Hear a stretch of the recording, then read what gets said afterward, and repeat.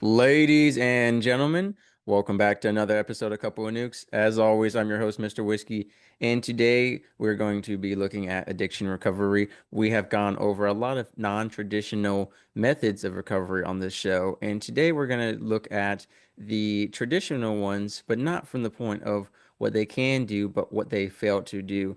Now, obviously, addiction is something different for everyone, and so is the recovery. But we're going to talk about some main things from personal experience. My guest here that he noticed during his time of addiction recovery that he feels is very important to share. And I am honored to have the ability to host this conversation to hopefully make an impact. So, if this resonates with you in your addiction recovery journey, or you are knowing someone who's recovering, which most of us nowadays do know someone who is struggling, please share this episode if traditional methods have not worked for them.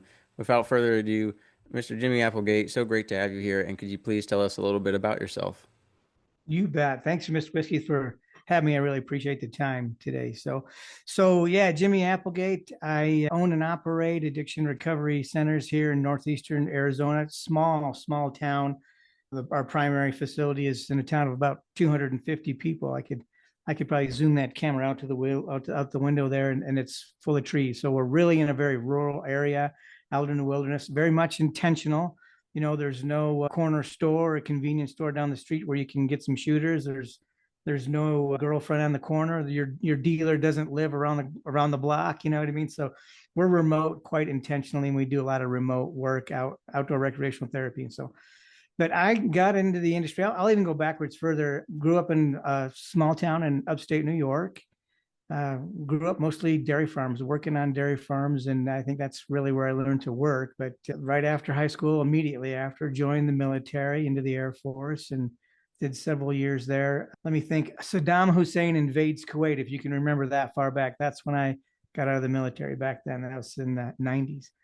And then from there, I really just started entrepreneurial work, did from business to business, and I started to do a couple things of different types, financial background, financial planning background, and then got into construction and did a couple of different things. And then somewhere in there, the internet was born. And lo and behold, you could click on screens on the internet and see pretty pictures of naked ladies. And that speaks to my past. But moving forward from that, it was something that attracted me, and I really got involved in viewing pornography. And literally, I use the term state still to this day, 30 years of active addiction in pornography and sex until, worked my way through that with multiple times. And again, this story speaks to why I do what I do today, because as I went through that journey, I was encouraged on a regular basis to always do this one thing, go through this one door, Jimmie, and that's where you're going to see success. And I would do it. Okay, that's what I got to do. That's what they told me to do. Here's where I go. And I got sober, and then I didn't get sober. And then, hey, go through this one door, do it again. And if I was the psychologist, the psychiatrist, the church leader, the friend, the counselor, every single one of them, the police officer, I mean, they all kind of steered me in that one path. And it wasn't until I had to take control of my own recovery and say, wow, Jimmie, you suck at this. You keep fucking it up. And what are you doing wrong? And had to start an investigation of my own and go out there and find other modalities and methods that would help Jimmie. And so finally got into recovery. Been in recovery now. This is 6 years of complete sobriety, I say. And from there, started volunteering at a recovery center and enjoyed it. Absolutely love to teach and talk. Absolutely love to share. Absolutely love to go out in the wilderness with the guys in the program that I was volunteering at and help them along. And then around that time, my son, our youngest son, graduated. My wife and I became empty nesters, and we kind of looked at each other and said, "Well, geez, maybe it's time. I don't have any more wrestling matches to go to, and all the plays are done, right? Maybe it's time to start another business." And Mm. it just made sense to go into behavioral health and start a recovery center. And as I got engaged in the recovery world and hired people, employed people from within the industry, and started seeing the way they did the things that they did and asked, is there a reason? And, it's standard answer. This is the way we've always done it kind of thing. And it wasn't acceptable. We're doing things wrong. We're doing things backwards. We're doing things not successful. An easy look at the success rates in the United States of America that say 12 months post sobriety, 30 to 40% people are sober, which means what? The failure rate is 60 to 70% failure rate, right? We're obviously screwing something up. What the hell? Started journaling about it, started writing, and that turned into it turned into me being really pissed off about it. And it turned into a book so that I could just say, look, this is broken. We got to do some things differently, folks. And so, yeah, that's what leads me to talking to you today. So thanks for having me, Mr. Whiskey. Of course, and one of the points you made there during your brief overview of your life is something that's been said before on the show that I always emphasize, which is the timeline of your addiction.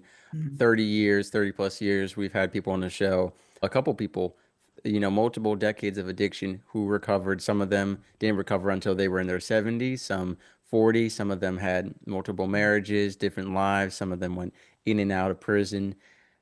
And that all ties into one message, which is it's never too late. And a Yeah. lot of us give up on people who have relapsed time and again. I have seen people who relapse in the double digits, getting close to 100 times of relapsing. Each session of sobriety, sometimes a few weeks, sometimes a few years, but relapse after relapse. And it can get frustrating, and a lot of people give up hope. But it's really important that we keep that hope. We know that it's never too late because you are walking proof that people can overcome that. And I want to clarify for everyone listening, myself included, your addiction that spanned that 30 years, is that strictly pornographic or is that in addition to substance abuse?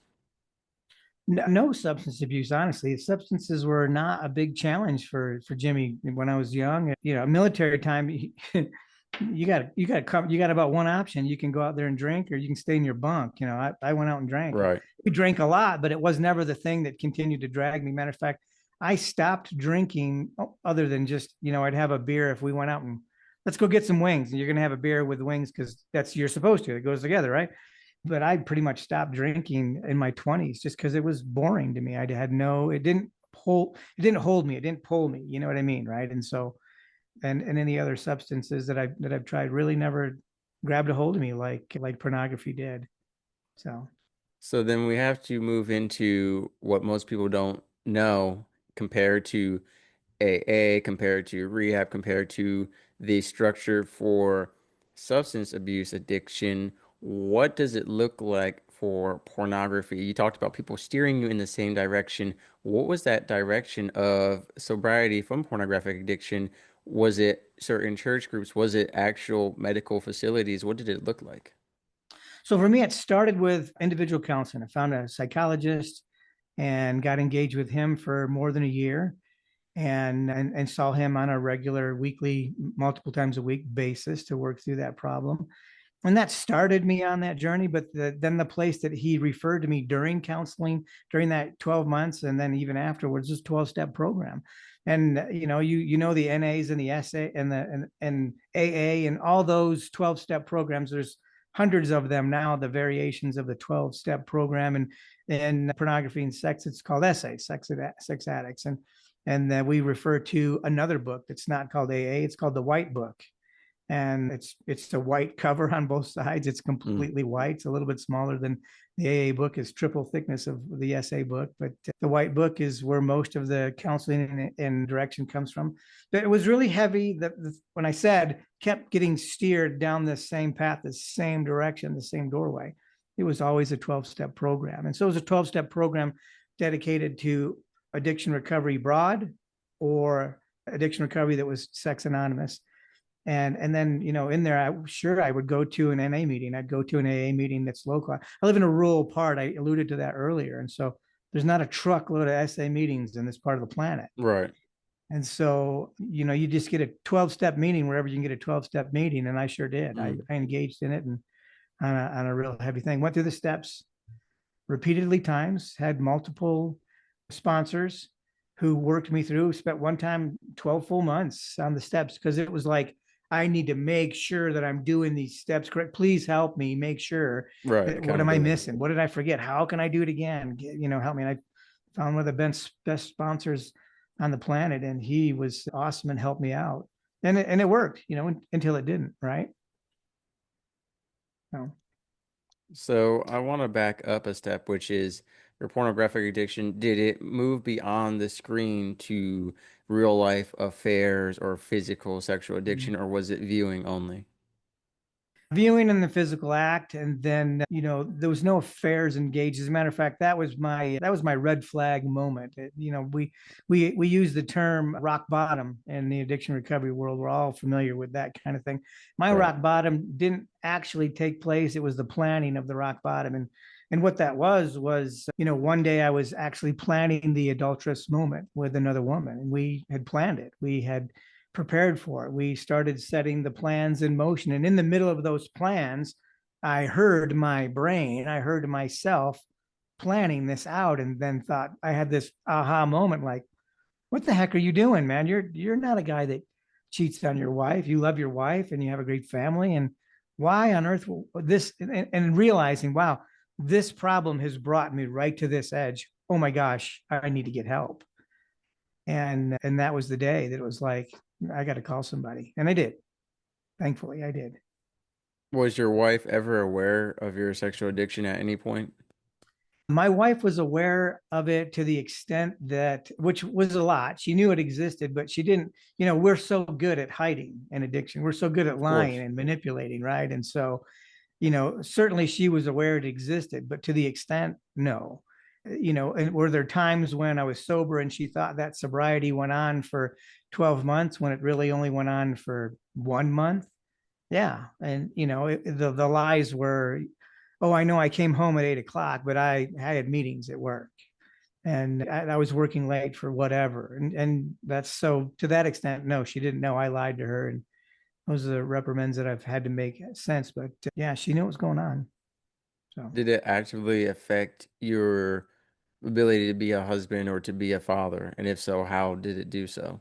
yeah, that's a great question. Thanks for asking. It did in a very significant way, right? When you start looking at your wife in ways that you're mad at yourself, you're angry at who you are, you don't love yourself because you're going through this struggle that you repeatedly have told yourself, all right, that's the last time I'm done. And then you find yourself right back in. And so, wow, I suck. Wow, I'm worthless. Wow, I'm no good. And so because of that is then expressed outwardly to the people that are closest to you. At least in my case, that's what it was. And so that was expressed to my wife, that was expressed to my children. And to say I was an exemplary father in any way. And we have 4 beautiful kids. They're all adults now, but I was a pretty crappy father and a pretty crappy husband for a long time because of it. Right. And the other part of that too, just let me just, if I could add on to it, Mr. Whiskey, For is sure. one of the main things that pornography does to your mind is that brain fog that we're kind of familiar with addictions that are chemical. But it is severe and very much a real thing. Your ability to think, to concentrate, to focus on a point, to remember a topic, to be a professional business owner or employee is not something that you can do, especially when you're engaged on a major part of the day behind a computer screen and you're in an office by yourself and the door's closed. You're not getting your work done. You're not being an effective an employer or business owner yourself. You're the most unproductive citizen on the planet at that point. So yeah, that's really what it did. And what I'll say is something that was shared by another gentleman on the show who struggled with pornographic addiction. He gave an analogy that I just loved. It's one that I feel like paints the message very clearly, very visibly. And for anyone who hasn't struggled, maybe this can help you relate and help if there's a spouse or someone in your life who is struggling, or just better understand the conversation we're having, which is he said that take, for example, whatever fruit you love, right? God made fruit as something very sweet, very beautiful on its own. Let's say like a strawberry, for example. Now you take what is man-made, like a chocolate bar that is packed full of this artificial sugar that just can't compete with the strawberry. You lose one, the admiration and appreciation of the beauty and sweetness of the strawberry, and Yeah. two, you grow dependent on the addiction from that chocolate bar. And then in real life, with sugar addiction, even, you have to get something sweeter and sweeter and sweeter, or you build a tolerance to it, and then you can't appreciate the natural beauty. And that's how pornography works, right? A lot of it is acting or exaggerated or surgery, whatever it may be. And I mean, you kind of hinted at it too, like that destroys the intimacy in your relationship because, you get to the point where you're frustrated with your partner, like, why can't you perform the way that these people are? You're not hitting the That's dopamine high that I need, but that's right. because not because of your failure as a partner, but because I have made my tolerance or my Right. necessity for it so high. Yeah, my baseline has gone up and you're not meeting that line anymore. And so, yeah, I would totally echo the sentiment that the other individual had mentioned. I appreciate you sharing that because that is very much what it is. For me, and it came from my past, but for me, it had to be explained to this by a doctor that finally had pointed that out to me. That it was like when that individual on the screen shows her naked body to me, that was an acceptance. That was a love. That was her loving me. That was the twisted kind of Mm, reality that I had. And so that's what intimacy was from a baseline that was set way back. And that's how I understood it at that time. And so it's really twisted in a way. right. So let's actually circle back because this is so relevant to you talked about the internet comes out and now you can find these, pornographic images and videos. How much more so in our day and age where almost a lot of the content on social media is sexualized. The music Yeah. videos, the TV shows, the Instagram posts, the tweets, the YouTube shorts, whatever you're on, Facebook Reels, it doesn't matter. There's so many platforms. Pornographic material is more accessible than ever before. The average age of exposure is between 8 and 9 years old. These are children, children Right. who have easy access to this stuff because they're coming out of the womb and grabbing onto an iPad or a tablet, a phone. Parents are not always 100% in control or actively monitoring their children the way they should be when it comes to internet access. And so you have this stuff for free. Back in the day, you had to pay a lot of money. Now this stuff is free. It's everywhere, right? So It's we talk everywhere, about dude. It's that made free. it, yeah, it made it even more accessible. So you talked about going online and seeing these images. How did that happen? Was it just it came across by accident? Were you trying to search for something like that? How did this kind of really start back then? Yeah, it was the curiosity button. It was you started, checking out the internet and wondering all the things that it does, and it was an amazing kind of thing back in the '90s. And brand new, right? And once you started figuring out you could just about search for anything, then anything became, wow, I wonder if I can search for this. I wonder if I can search for, this Playboy playmate that I saw when I was 14. Oh, I remember her. And look, I can find her. Oh my goodness. And then certainly as soon as you hit that page, that opens up a plethora of other things Of course. that now the algorithm is built and it's going to follow you. And so, Right, which is even yeah, worse it was nowadays. Like you curiosity. said, Oh yeah. Yeah. now Today it it chases sends you, you, right? right, it chases you. It does. Yeah. Like that's probably one of the worst things. And all it takes is one click, by accident or, in a moment of mistake, and then it all comes stumbling down. It's so much harder to build back up that wholesome for you page than once you get that content. And also it's just targeting. Like I've mentioned before, because your accounts are connected across different accounts or just based off of your age and gender information that you put into one of these social media platforms, they will show you certain types of content based off just your age and gender to try Yeah. and get you into it. I mean, I have seen news articles about how these social media platforms, they have paid psychologists who are being paid. Their job is to get you to stay on the app. Just like the people who design casinos, right? They are paid to say, hey, how can we keep people in the casino, Yeah. right? Right. They need to hire some of these people for the military. Like, how can we make the military better to get people to stay? But, they seem to pay Amen, people brother. they pay someone to say, how can we make this the worst possible experience sometimes? Right. Exactly. But that aside, I want to ask a pretty interesting question, in my opinion, which is your parents, or guardians, whoever raised you, right?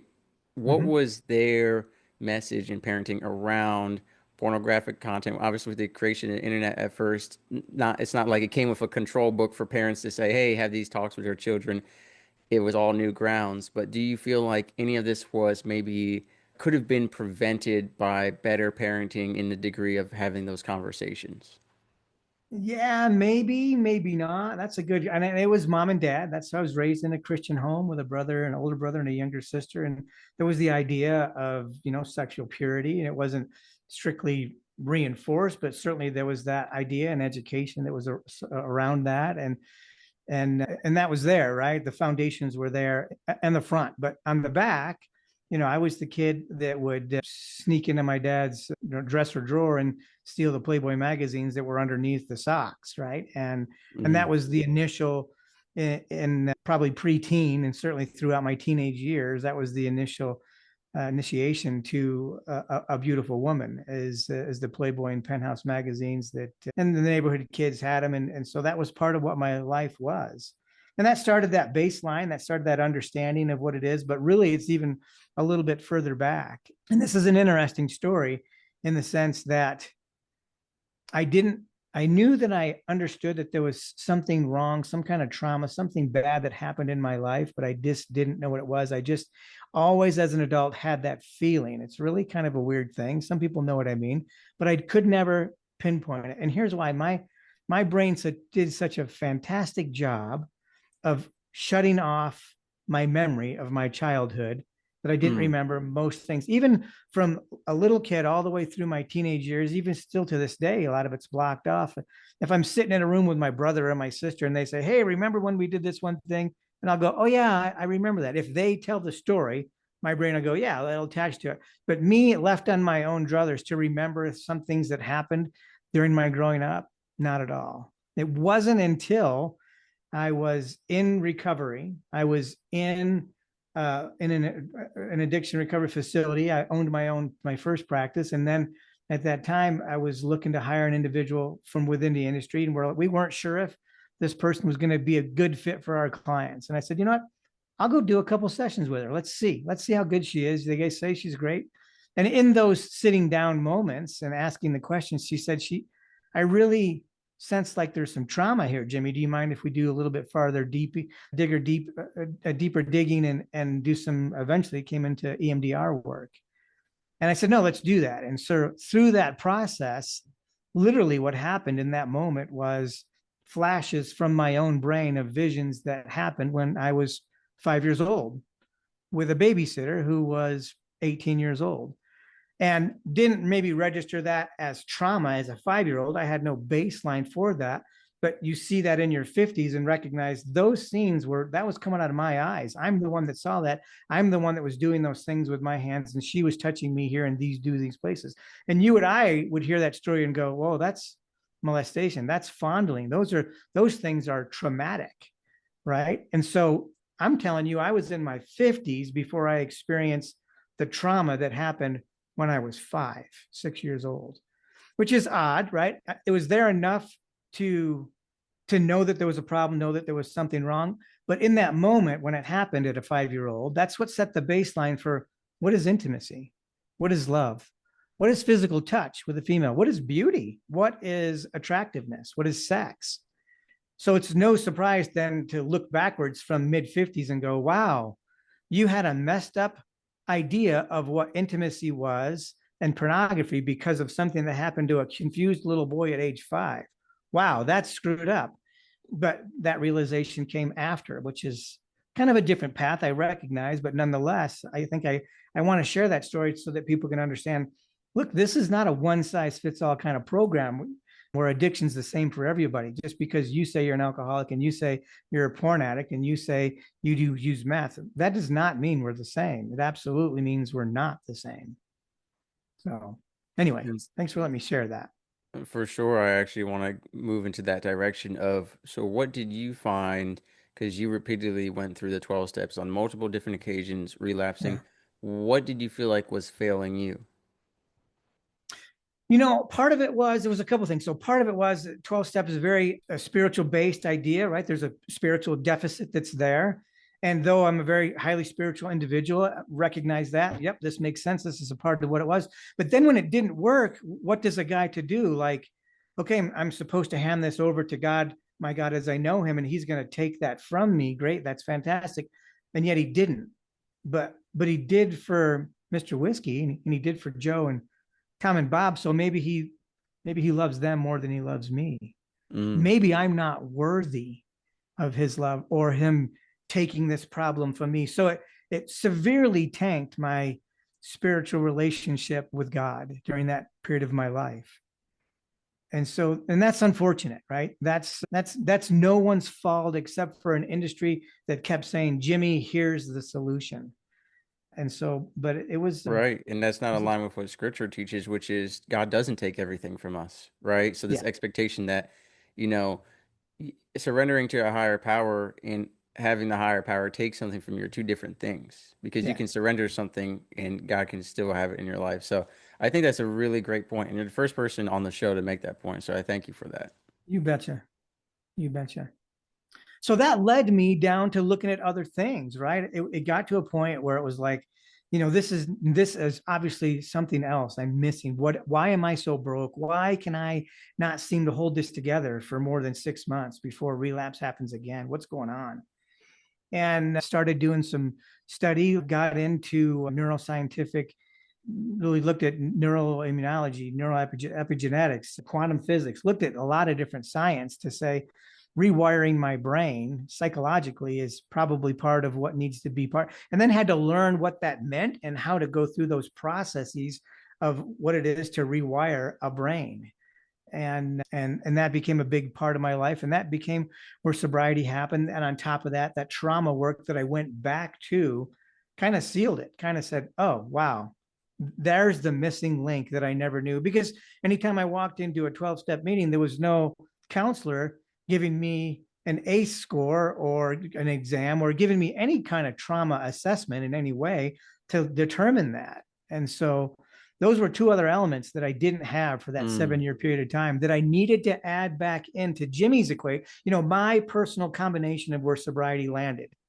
And it was adding those other things in that said, okay, now you're healthy. And I would say this, and I know there's going to be people out there that want to push back on it. I have great respect for the idea that says, once an addict, always an addict. I'm an alcoholic and I'm always going to be an alcoholic. And you know what I would say? That's great. If you need to say that and make sure that keeps you in check, then freaking amen. Keep saying it. I'm good with that. But I don't believe necessarily that that's the same for everybody. Meaning you can get to a point in your life where it's so far behind you, and I've healed those wounds of the past that I'm healthy. I'm good now. I don't want to go there anymore. I have overcome that. Thank you, praise Lord, that I've made it to this part finally of my life.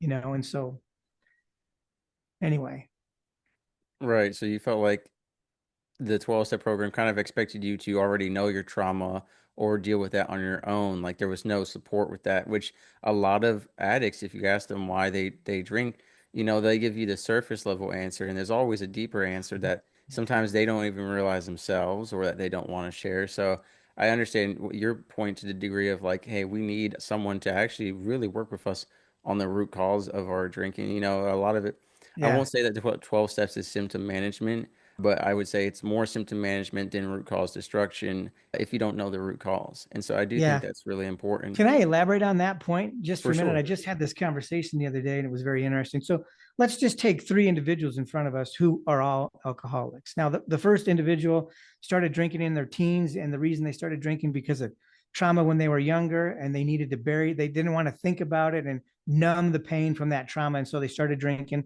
They kept doing it. It became a problem. They went into treatment. We said, you're an alcoholic. The second individual, drank a little bit in high school, but got to college and somebody double dog dared them to take those 5 shots right there. And they did, and they liked it.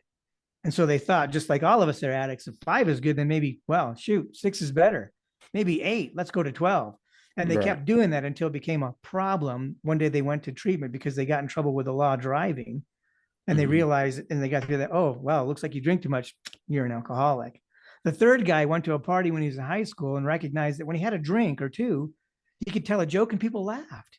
He could talk to the pretty girl over there in the corner, and he felt comfortable, right? All three of these guys, because the same guy went to treatment eventually because he kept doing it. Drinking's good until it became a problem. Went to treatment, they stamped him. Look, oh, you're an alcoholic. You better go through this door over here where alcoholism is, right? But all three of these guys started drinking for a different reason. One of them has trauma. One of them just loves alcohol. One of them has intimacy or attachment disorder. He just, he's got to work on those kinds of things. And if we keep shoving these people through the same door and saying, here's the fix, because obviously drink too much must be an alcoholic. That must be this door over here, stamped AA, right? Then that's why we're not fixing these people, because we're not addressing the root cause of what got them to that thing. Maybe we got them sober for 3 months or 1 month or 30, whatever it was, but we didn't help them fix the original problem. And all three of these guys that I talked with started doing it for a completely different reason. It's the point you were making. So how do we fix that then? How do we approach this so that we can Mm. analyze it on that individualized, customized level?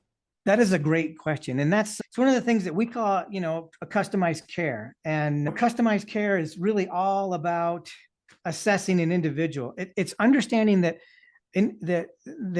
addiction is very individualized and very customized to the individual. And that means that the recovery, the treatment program, the treatment protocols must be very customized and individualized to that individual, that person as well. And so we can't just bring them into a treatment center and give them the standard assessments, which basically say, yes, you drink too much. I see you're an addict and your drug of choice is alcohol. Addict. That's an alcoholic. I can see it clearly on the page.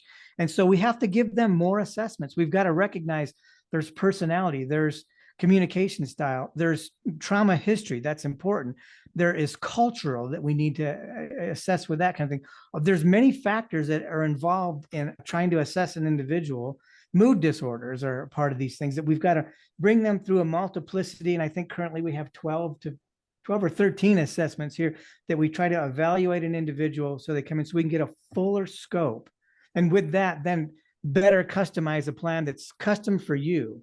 Mr. Whiskey, if you had a twin brother and you both were alcoholics, I'm telling you, your plan should be different than your brother's plan. Right. You're different people. Your Yeah. solution is going to be different. And so, with all of this information, I want to move into your book and what role Yeah. that plays in all of this and vice versa. Yeah. So the book, like I said earlier, alluded to earlier, the idea that it just really started from being frustrated in the industry and seeing the problem happening over again. And certainly my path speaks to that a little bit, but got into an industry where I kept seeing failure happen. And the frustration came. And the more I studied different modalities, one of the biggest things that I saw, the two biggest things I would saw was this one size fits all kind of treatment idea. Do you know today in this country, 70 to 80% of the treatment centers that are out there are primarily one modality centric. It's a 12-step program. And I recognize that through the conversation, many people will be like, oh, Jimmie just hates 12-step programs. That is not true. I got sober at a 12-step program. We have 12-step programs here, and we bring our guys to 12-step programs, and we encourage part of that. It's not true. My problem with there being one modality out there is it's the one that everybody knows, right? Go to your primary care doctor and say, man, I think I got a problem with an addiction. He's going to say, well, go to a 12-step program. Talk to a psychologist, a psychiatrist, a counselor. You better go to a 12-step program. Get in trouble with the law. Talk to the probation officer, the attorney, the judge, the cop. 12-step program. Talk to a pastor, a priest, a rabbi, a bishop. Yeah, dude, 12-step program. Have the balls to talk to your mom's best friend, sister, and say, man, I got a 12-step program. Here's the thing. Every single one of those people are advising you from a place of love and wanting to help sincerely, right? But Right. it's really the only thing that they know. That's the one answer because it's the one answer that they know. But there is no neurological basis or clinical evidence that shows that this one modality fixes everybody. As a matter of fact, contrary to it's the opposite. It shows that that shows that a 12-step program is as effective, not more effective, as effective as all of the other modalities that are out there. And so we got to stop shoving people through a one size fits all doorway. We got to stop saying, this is where you go. We need to evaluate people on a better basis. I don't know how I got to there, but where did you want to go? Well, so I'll we're talking keep about going this, if you don't shut me up, right? brother. We are talking about the solution, and so one of those that you're kind of alluding at, and we were talking about your book. We're talking about people need to be aware of the other types. I call them non-traditional, you call them other modalities, right? The different ways through which people can get treatment and recovery from, whatever their addiction is. What are the different ways of sobriety? And we need people to be educated on this so that you're not always being directed to the same place, especially if that place has already failed you or you failed through that program multiple times. So how do we spread that awareness? Obviously, podcast conversations like these are one. Obviously, your book sounds like it's one, but that's the biggest thing. And it's going to be a time consuming thing, right? People are so ingrained in our culture to say 12 step, like you said, everyone you name. So really the solution that I'm hearing, I'd love your input on it, is, spreading that awareness so that when someone is dealing with addiction, they know that there are multiple routes available to them to make an educated, informed decision based off what would be best for them. Yeah. So let's talk about a couple of them, right? Certainly, trauma is one of them. There are still recovery centers out there without a trauma specialist on board or without a trauma assessments that they do. And that they're just trying to shove an individual through a 30-day program of sobriety, right? And so when you're as somebody looking to get into a program and you're on those onboarding questions or being interviewed for that, and you ask about trauma therapy, and the conversation is, hey, let's just worry about getting you sober and healthy, and let's worry about trauma later. That's Mm. probably the wrong direction, right? I was going to say, if they're not going to be at least that comprehensive, and here's why, right? And I'm never going to ever say every addict needs trauma therapy. That's just not the case. I made an example earlier and lined out the idea that some of them don't need that. But the statistics are pretty simple, right? 60 to 90% of everybody that's an addict would score a 4 or higher on an ACE test. What's that mean? That means that there's trauma somewhere in their life or in their history that needs to be addressed. And so it's prevalent, more prevalent than with addicts than other people. And so if that's not part of the modalities that you have in your treatment center, fix that crap. Let's talk about neurobiological, neuroscientific interventions. And there are so many of them. TMS is one that's an up and coming one, transmagnetic or transcranial magnetic treatment, which is stimulating the mind and resetting and basing the dopamine levels so that I can clear up that mind on a more rapid basis, on a more soon basis, and stop having the brain fog, and then start worrying on tools that can help me through the rest of my recovery. Just real neuro linguistic programming, learning how to rewire the brain, learning how to talk to ourselves. CBT for CBT, by the way, is a great one. That's a computer-based training for cognitive behavioral therapy, which is basically cognitive behavioral therapy attached to a computer. So an individual can sit online or sit in front of a computer and go through helping them rewire your brain or rewire. CBT is really what it is you learning how to argue with yourself about your problem, who you are and how you are, right? And so learning how to have a better, healthier conversation. And so those are just a couple, those are just a handful of ideas that are out there that we need to make sure that we're zooming into. Anyway, yeah. Right. So to help participate and spread all of this, obviously you're guesting on podcasts. You wrote your book, Addicted to Failure, and then you also, have Beacon Charities. So, what can we all do to help with this mission? Addictedtofailure.com is where the book is. Get the book and spread it around. If you can't afford the book, freaking get a hold of me and I'll send you a damn book. I'm happy to. I mean, really, I want to get the word out there. And if it costs me $10 to deliver a book, I really don't care. And we have to work on looking at new modalities and more a comprehensive treatment. We need to look at a 30-day model and say, why are we still treating people for 28 days to 30 days? Why does that even exist? All evidence to the contrary says that it takes an addicted brain to heal based on time, not on a calendar of 30 days. But it's still the standard in the industry. And the only reason that it's the standard is because that's what I know I can put a claim in at the insurance company and that's what they'll pay me. 31 days, they won't pay me, but 30 days is where I'm going to. And so that has become the idea of the standard where people think, oh, well, the industry said that if I go to this program and I do it for 30 days and I graduated, there was a ceremony, I was there, and they said, congratulations, I must be fixed. Well, look, That company that had that graduation ceremony and you there for 30 days, they don't know. They know for a fact they didn't fix you. There's none of them that are like, I guarantee that I can fix a guy in 30 days. We all know, right? Mr. Whiskey, it took you 30 years to get into your addiction, but if you come here for 30 days, I can wave my magic wand at you for 30 days and you're fixed. Bull crap. We just know we can get paid in 30 days. So part of the fix is that, and you mentioned too, and I'll wrap up with it, is Beacon Charities and Beacon Treatment Centers. You know, one of the things that we've decided that we're going to do is my charitable organization, Beacon Charities, contributes to our recovery centers, meaning it pays them to operate.